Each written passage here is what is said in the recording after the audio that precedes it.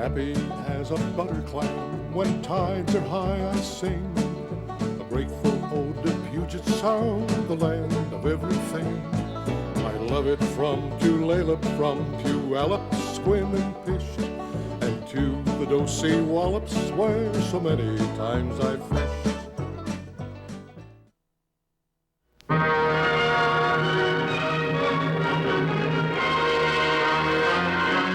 From the big sky above to the deep sea below, here is a fascinating look at the world about us, the colorful sights and sounds of the Northwest world in action. An exciting world, an adventurous world, the world of Exploration Northwest. Your host, Don McCune.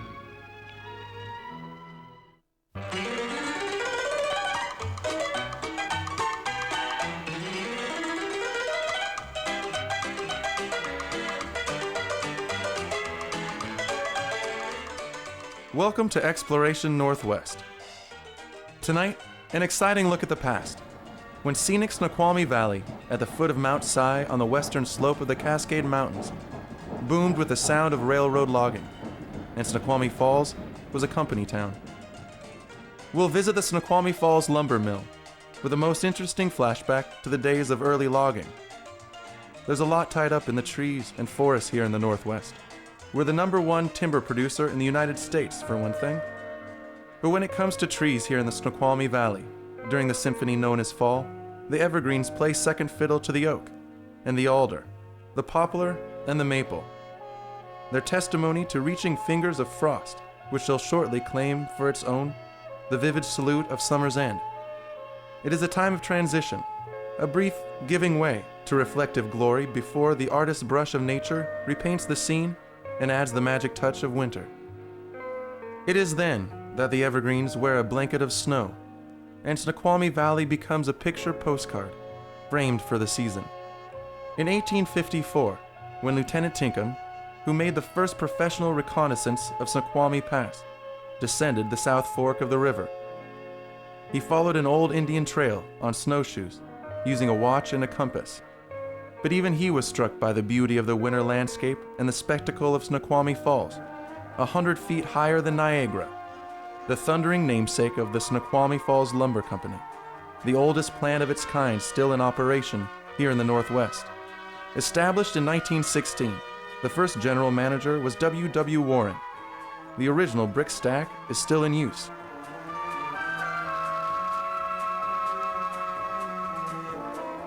Borst Pond, in which the logs are moved from barker to sawmill to plywood mill, was named after Jeremiah Borst, the first permanent white settler in the entire Snoqualmie Valley. The mill itself, the result of a consolidation between the Grandland Coast Company and Weyerhaeuser, was born in the early days of railroad logging.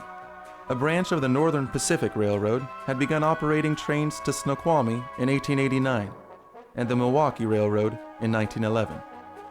The combined Snoqualmie Falls holdings totaled approximately 45,000 acres, containing an estimated 2.5 million board feet. Since most of the timber cut would go into the rail market, they decided to build a mill here instead of taking the logs to Tidewater. Thus, for over half a century, the mill has contributed to the stability of the local economy and served as a point of interest.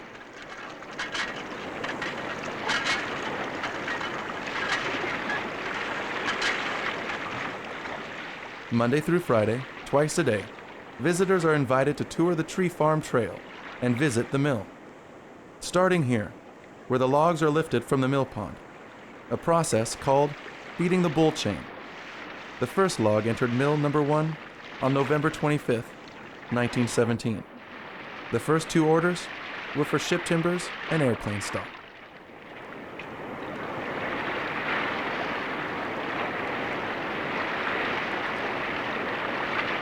Once past the cutoff saw, the carriage, mounted on wheels and rolling on a metal track, carries the logs back and forth through the head saw to be cut into rough lumber.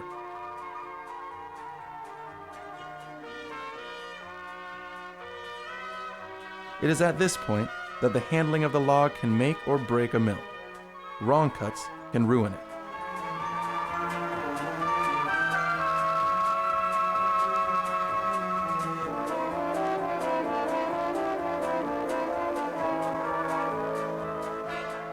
Under the hands of an expert, the cumbersome logs become docile and manageable.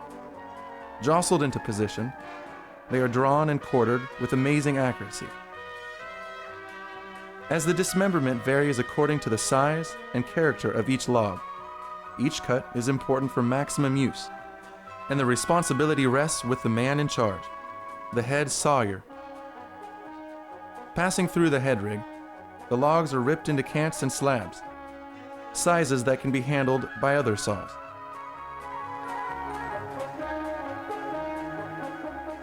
The operation is by remote control.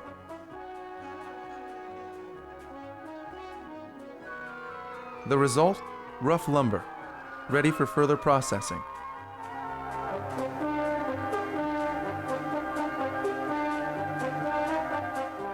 The off-bearer takes them as they come off the head rig, separates the cants from the slabs, and routes them along the way. Here, in the filing room, the saws are sharpened and inspected for damage or metal fatigue, a job which ranks only second in importance to the head sawyer. Gang saws have to be refiled every 4 hours. The band saws from the head rig are over 50 feet long.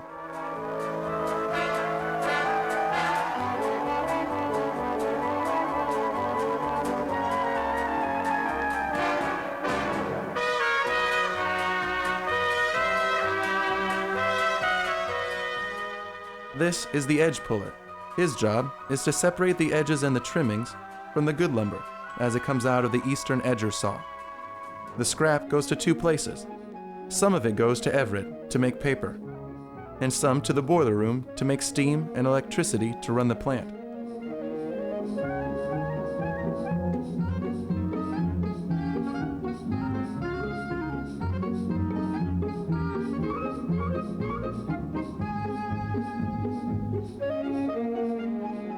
The trimmer saw is used to trim the lumber lengthwise, and the line bar resaw cuts it into its final thickness.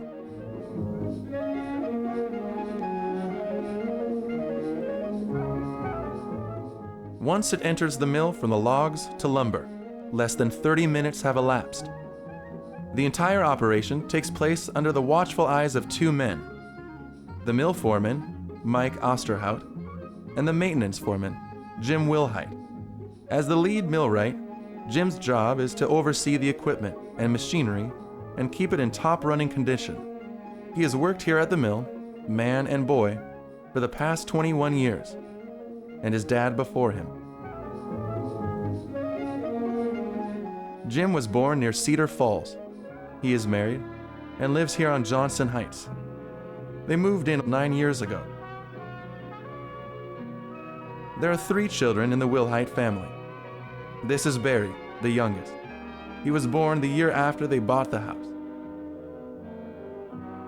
The 2 older boys were also born in the area. Jim Jr. is 14, and Steve is 13. All are 3rd-generation members of the Wilhite family, for whom the Snoqualmie Valley has been home for over 50 years, starting with grandfather Wilhite, who came here in 1917 to work in the mill. Like many places here in the Northwest, much of this area, including Jim's property, was logged off many years ago, and much of it is reforested. Virgin old-growth timber is still the principal source of logs to the mill, but now it is higher up. The valley itself, having been settled for well over a century.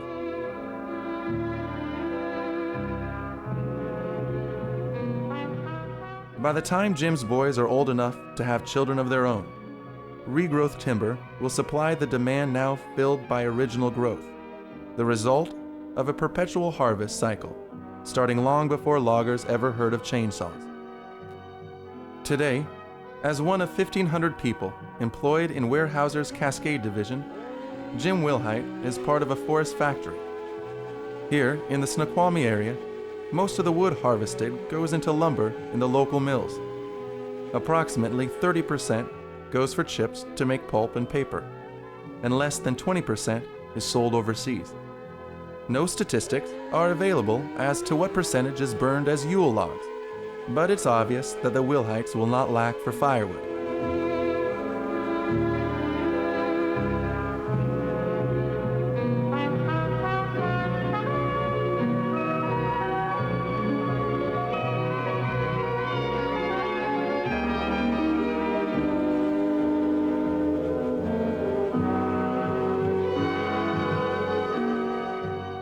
These staunch Snoqualmie woodsmen keep their hearth merry and bright with the #1 local product, good old Douglas fir, the undisputed king of the tree country, and the lifeblood of the forest industry on the western slopes of Washington's Cascade Mountains.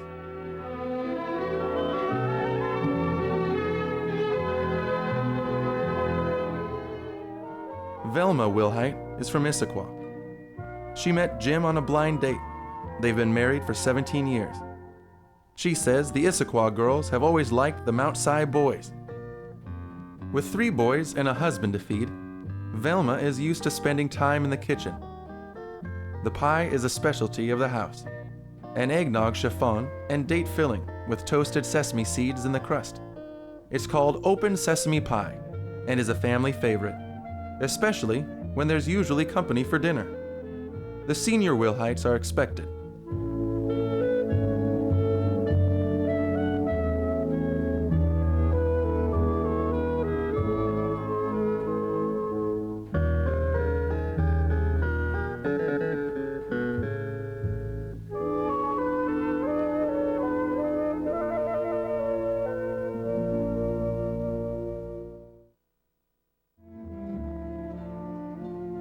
And when Jim and his dad get together, there's generally some tall reminiscing about the good old days of logging and the Snoqualmie Falls lumber mill. Open sesame pie and good conversation to whet the appetite, and a turkey roasting in the oven. It's all part of life here in the Northwest and in the Snoqualmie Valley.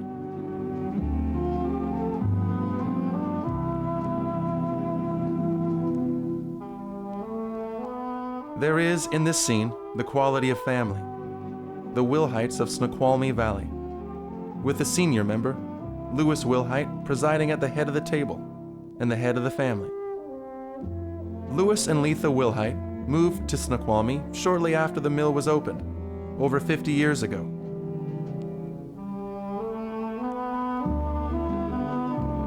Jim is one of their 6 children, 5 of whom are alive. For a number of years, Jim and his dad both worked at the mill. The senior Wilhite has since retired after a long active association with the Snoqualmie plant as a machinist. There was a time when it was quite common for father and son to share the same trade. Such is no longer the case. Young Barry wants to be a doctor, probably a surgeon by the way he works at the turkey. Steve also has different plans for the future. Over the years, many things have changed, including logging itself. Much of it remains only in the recollections of people like Lewis Wilhite, people who remember it as it used to be. The Snoqualmie Falls lumber plant was, when it was new, and still is, the showplace of the industry in this area. Yet even here, many changes have taken place. The old camps, which were part of the picture when these scenes were filmed in 1925, have long since been replaced, and trucks transported the loggers to and from the woods. And with their passing, departed something else as well. For this was still new country, and it smelled like new country.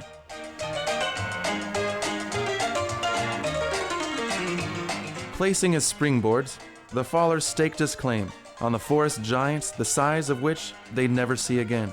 This was the direction they wanted it to fall, and they notched the undercut with the accuracy of a surgeon's scalpel.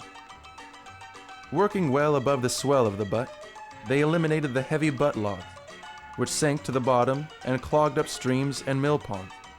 Today, just 1 inch added to each log cut means a difference of up to $600,000 and $700,000 a year.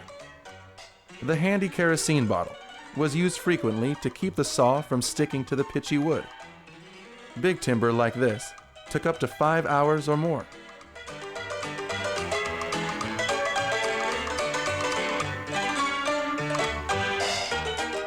Steel wedges, driven carefully into place, helped it along the way. A final swing, a toppling giant.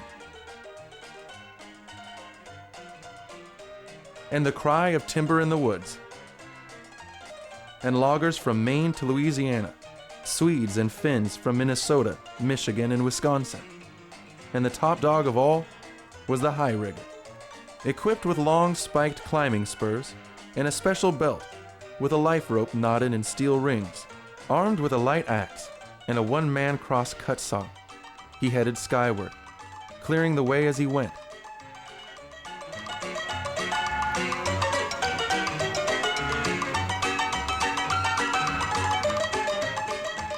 Half an hour's work would see a good high rigger at the point where the cut would be made, 150 to 180 feet up. The life rope was strong enough to hold him, yet he could slice it with one blow of the axe, should the tree split. This was the way a spar tree was born. It was here, in the Snoqualmie area, that the first all-electric yarders and loaders were developed, both being combined on one sled. They could handle the largest logs with ease, and lessened the danger of setting the woods on fire with sparks. Today, gasoline or diesel power is used. Scattered throughout the Northwest were the legendary characters like Moonlight Joe of Idaho and Boomer Todd of Saddle Mountain, and the bull of the woods named Step-and-a-Half Jack Phelps. When he fires a man, he'd ask if he had a partner, and if so, he'd fire them both so they wouldn't get lonely. And the millionaire hook tender Frank Lowry. He owned 7 suits and wore spats on his town tours between jobs. He was killed near North Bend when the rigging hit a snag.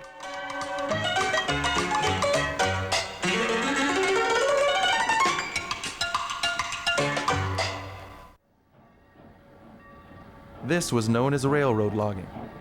Steel rails tapped the big stands of timber, and almost every major mill had its own railroad. At one time, the Snoqualmie Falls mill had 6 Lokies in the woods, 6 locomotives hauling logs to the mill. Special gears beefed up the pulling power, and they could maneuver around bends sharp enough to twist your neck. These were highball days of logging. The sawmill boss lived in hope that he could cut every log in the pond, and the woods boss tried to keep one jump ahead of him. Sometimes as many as 60 carloads of logs would wind up in town, and some would have been sidetracked for a couple of days, waiting for a pond to open up. The old right-of-ways are covered with a second-growth timber, and what was once a colorful part of logging is now a memory. Despite the film, which in itself is a museum piece, there are times when the past emerges with a well-polished quality. For example, as the boiler room in the old powerhouse. Trucks have long since replaced Lokies, and the company town has also disappeared. They called it Snoqualmie Falls, and the general gathering point was around the old post office, the usual hub of activity in a small town. The primary source of medical assistance in the valley was the company hospital. It too has gone, along with the company houses which flanked the hillside.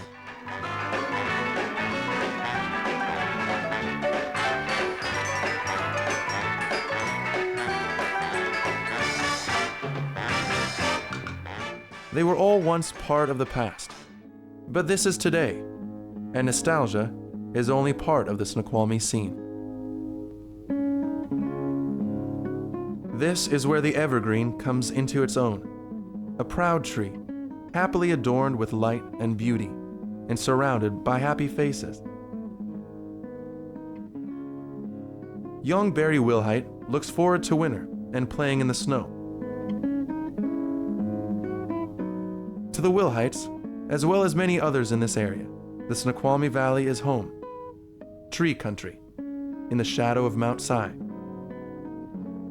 There's an old story here in the Northwest that Santa Claus wore tin pants and cork boots when visiting a logging camp, and he also carried the presents wrapped up in a bedroll, along with a can of snus and a tally book in which he kept track of each man. The Indians, who once lived here, after whom the river is named, called it Kalashi Ilani, which meant good home. The early settlers also found it so. Today's settler will naturally find some changes. The mill is still here, and the falls, and the Snoqualmie Valley.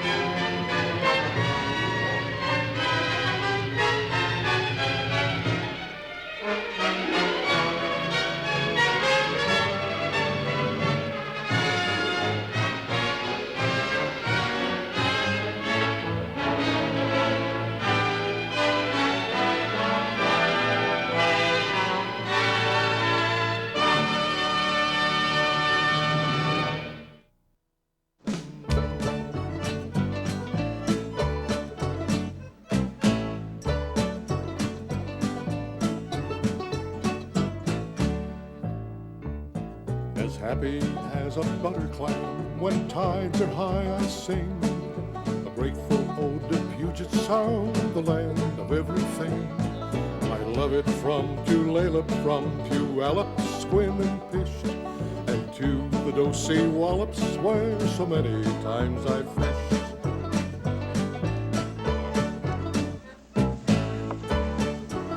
And I'm supposed to have some brown rib today. Yep. Okay.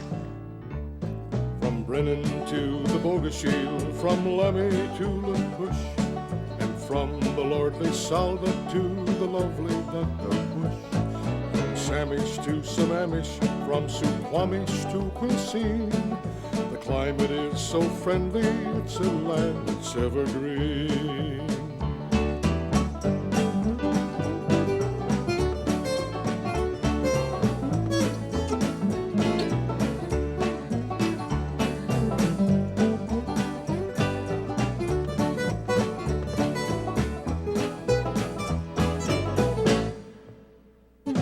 There's Jimicum and Stillicum, where spouts the gooey duck, the singing Stillaguamish and swirling Skookum Chuck, and Boatlips and Copalis, where the razor clams abound.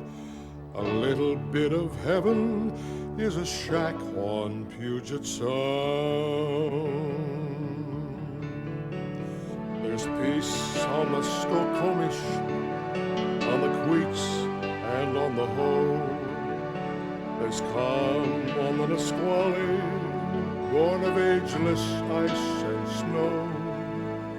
A land that nature loves so much, she stays a whole year round. I'd trade a royal palace for a shack on Puget Sound.